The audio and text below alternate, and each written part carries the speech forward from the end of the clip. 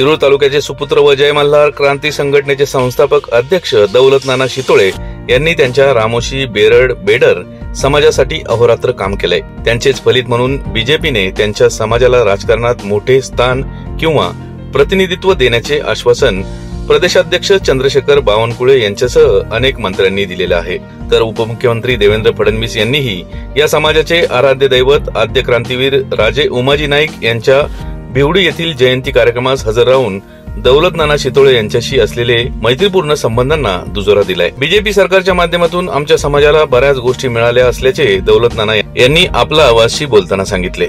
दौलत नाना शितोळे यांनी बीजेपी व विशेषतः उपमुख्यमंत्री देवेंद्र फडणवीस यांच्याबद्दल कृतज्ञता व्यक्त करण्यासाठी राज्यभर यात्रा काढून तिला नाव दिले धन्यवाद देवेंद्रजी, धन्यवाद बीजेपी। ही यात्रा महाराष्ट्रातील अनेक जिल्ह्यातून जाणार असून प्रत्येक जिल्ह्यात 2-3 दिवस असेल। यात्रेची सांगता मुंबई येथे ऑक्टोबर महिन्यात होईल। याच यात्रेची काही ठिकाणची क्षणचित्रे पाठवलीत आमचे विभागीय संपादक रवींद्र खुडे यांनी। पाहूयात।